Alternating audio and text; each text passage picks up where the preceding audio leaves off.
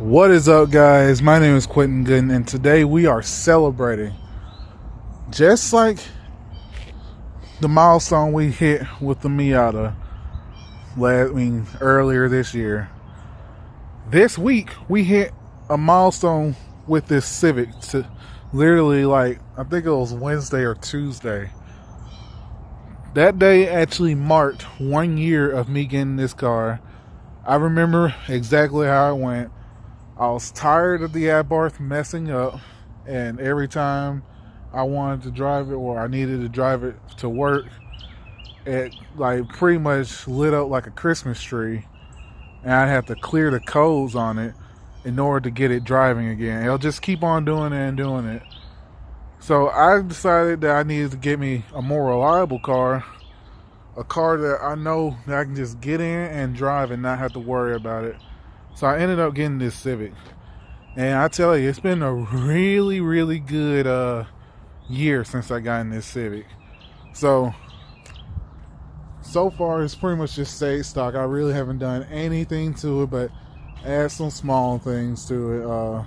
I got some purple daytime running lights on it, and that's pretty much all I've done to the exterior. One of the things I've done was replaced the gear shifter with a silver one. It's based off the Type R shifter, and I got some red floor mats, and that's pretty much all I've done. I've had this car since April of last year, and I've put about 5,000 to 6,000 miles on it since I got it. I think it had 89,000 miles, 88,000 miles. It is now almost at 94,000. And it's been pretty good. I drove this car about 30 or 40 miles today going to IHOP and looking at some other apartments that I was kind of interested in. But this thing's been pretty nice. I've pretty much gotten it all cleaned up from when they had it at CarMax, because they had a whole bunch of crazy stuff going on with the paint. There was marks all over the spoiler, and that's pretty much gone. The only problems I've had with this thing since I've gotten it, I guess some cats then scratched it up on the side. I'm going to deal with that sometime next year, I guess. It's not really bothering me that much. And the AC actually went out.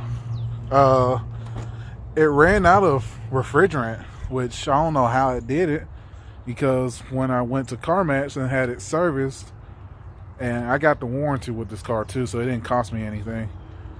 They did a leak test, and they said it wasn't leaking. There was no leak, and ever since then I've pretty much had AC again. The AC went out literally in fall, so that's kind of unfortunate. Luckily it didn't go out during the summer. That rule has been really bad. I got lucky that it went out during the time when I was starting to not need the AC anymore. So I went ahead and got that done in February or January, I think. And the top screen right here, the iMed information screen, that doesn't work anymore. I need to go.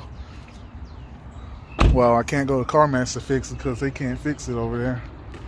But I need to go somewhere, either Honda or the place that they use, CarMax themselves, to use, and get that dealt with.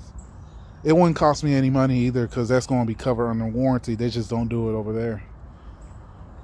So that's pretty much all the things that I pretty much had to deal with in this car. But it's never left me stranded. I've never had any problems with it. This car's been great. I raced it twice last year, and it did pretty well. I wasn't dead last, but overall I don't really like driving it in an autocross. In all honesty, it's kind of too big for it, in all honesty, in my opinion. I mean, it's a compact car, but in my honest opinion, I think a car that's less than 170 inches would really be nice to have. This car's 177, so it's It's pretty much the longest sportier cars that I've ever had. I kind of do wish I had got the sedan though, because I do like sedans more than coupes. And but this car's been pretty great. Now my plans with this thing, I'm planning on keeping it for at least another year or two before I trade it in for some of the multiple cars that I want. I mean, I'm literally looking up cars every day on CarMax and Carvana a little bit when it comes to some of the ones that don't sell at CarMax. But I'm going ahead and pay this car off. I've been paying it off $1,000 a month at a time before I finally move out of here in September or August. And this thing will actually be paid off pretty quickly, especially since I'm doing that. So I plan on getting some new wheels. I really do like these wheels. Matter of fact, there's another 9th Gen Si owner that works at a Chrysler dealership pretty much right next to the dealership I work at now. He wants to buy these wheels off of me, and if I ever do get some new wheels, I might sell them to him. I'm thinking about getting some Avid ones, some bronze ones, or some black ones. Or I might get some black Honda OEM wheels from the newer Honda stuff, like the Civics and the Accords, like some black ones. Kind of make it look like a Wish.com Type R, pretty much. I might get the red badges. I don't know about that. But one of the things I really want to do the most is an exhaust. I can get an engine exhaust for this thing for about $600 after taxes. Well, it's probably less than that, but it's like $480 before taxes and shipping. So I kind of want to do that. I've been looking up videos on what those sound like, and they sound really good.